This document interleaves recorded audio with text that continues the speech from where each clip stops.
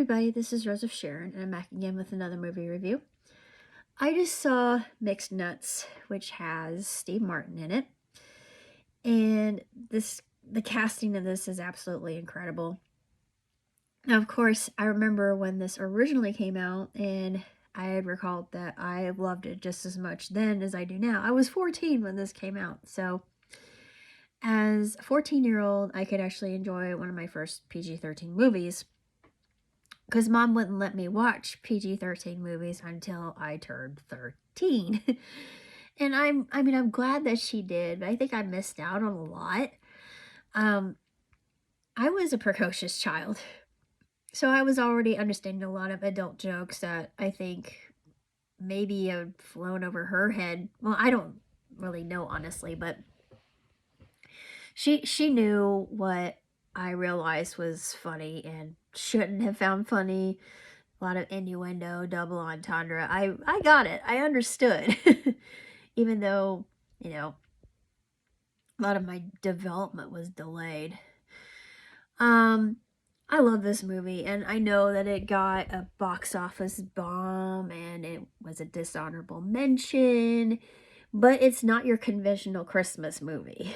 Not by any stretch of the imagination. And this is why I absolutely adore this movie, and the critics don't know what they're talking about.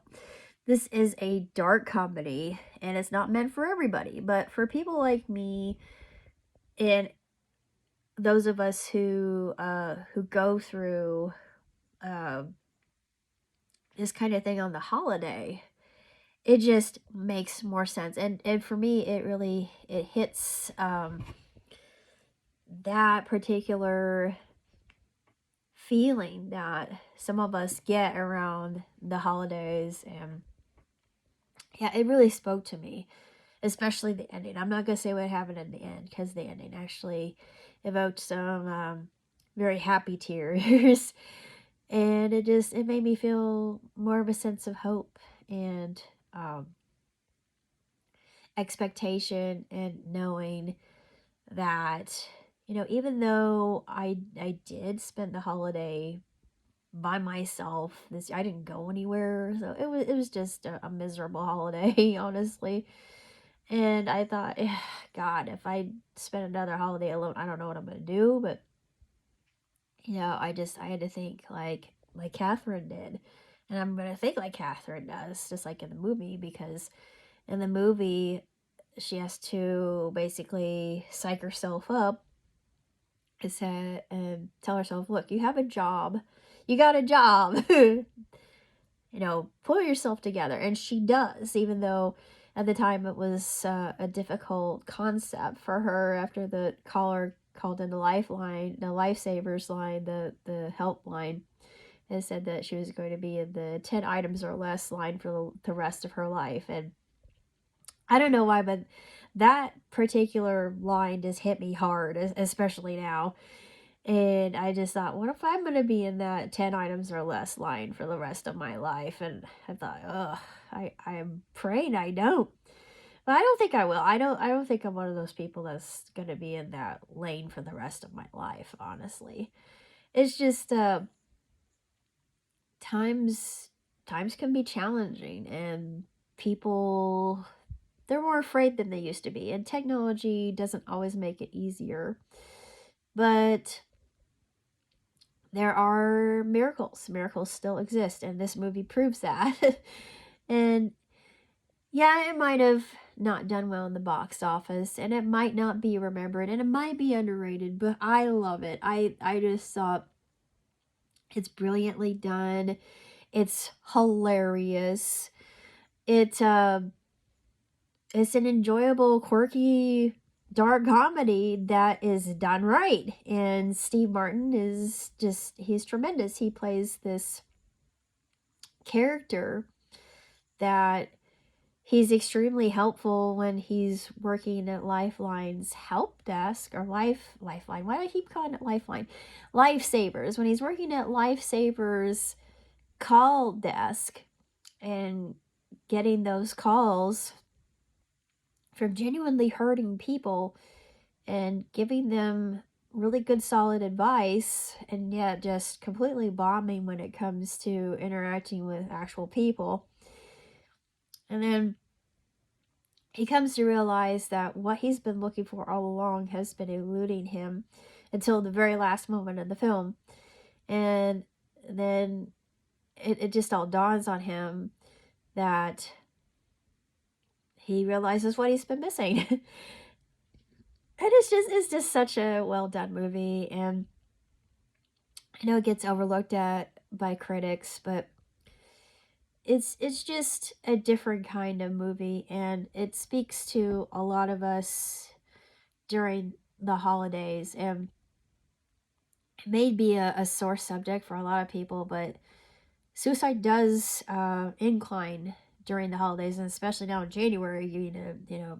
Darkest month of the year, winter time, February to January, and February actually exceed all other months in suicides because of that. Because I mean, there's not much to do. It's kind of bleak outside, but you know what?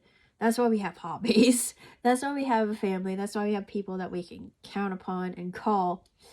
And this movie actually brings that to the forefront, and it made me realize, hey, I'm not alone. I am totally not alone in my struggle. Eventually I will find what I'm looking for. It just might take me longer than some people. I got everything else I want, so I'm happy. Things are going my way. It's a process. You gotta trust the process, right? But if you haven't heard of this movie, Mixed Nuts, I remember when it came out back in '94, and I was 14, and I saw it in the theater. I saw this in the movie theaters. Yeah, my parents let me see this, and I'm glad they did, because it's starring a very young Adam Sandler, and I remember I'm like, oh yeah, of course, he played Louie, and I thought, yeah, I remember I really love this movie, and I'd forgotten all about it. So I thought, this is one of those obscure films I want in my collection, because it's one I'm gonna savor for the rest of my life, and I'm gonna watch every Christmas, just because it's a good film. It truly is, even though it's underrated and overlooked, and it doesn't get the same kind of praise that other Christmas films would. And it's another one of those atypical, off the beaten path Christmas movies that I really like. Another one would be Just Getting Started, which is another really good comedic film, but it's for kind of an older audience. Even though I'm 43, I can still relate to it, even though I guess I'm kind of an old soul in a young body with a youthful spirit. So I understand a lot of the humor, and it's extremely well written. But this one's even better than that one. I like it just because I enjoy dark humor. Um, all in all, the movie itself, I give 4 out of 5, because it's a different story. It's unique in and of itself. It's dances to the beat of its own drummer. It's what would you call it? You would call it non-conventional. Yeah, it's unconventional. Different kind of Christmas fare. However, it still sticks to the story, the whole idea of what Christmas really is about. And yeah, I think this is one of those really good movies that stands the test of time, and in more cynical times, this one actually makes more sense, honestly, to me especially. I give it 2 thumbs way up. I mean, the casting in this is just brilliant. I can't say that much more else about it. It was on my recommended list on YouTube, and I thought, Mixed Nuts, what was that about? It's not the Abbott and Costello bit. No, it's not that. This is different from that. Oh yeah, it's the Steve Martin film that I kind of remember from 1994 that I think I enjoyed, and I wasn't really certain. So I watched it again, and I thought, oh yeah, I did love this movie. This is a really excellent movie, even though it did horribly in the box office, just because people don't really appreciate dark humor all that much. it's a certain type of individual, I think. I don't know if that says anything about me, but um, if you've been through a lot like I have, if you've just been through the ringer, going through life and, just trying to do what you can, yeah, this appeals to you.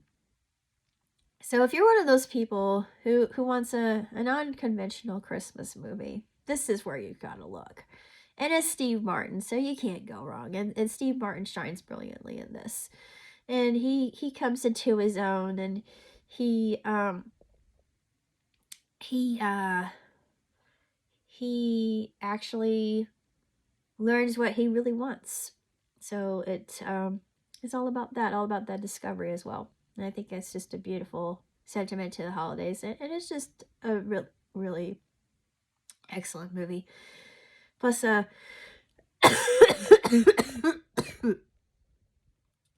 there's a bit of an homage to Mary, Joseph, and the baby Jesus. I mean, it's a it's, to me, it's overt being a Christian at the very end, but to those who are unfamiliar with it, it was kind of a covert reference to the Holy Family, and it is, I just think it's a beautiful little homage.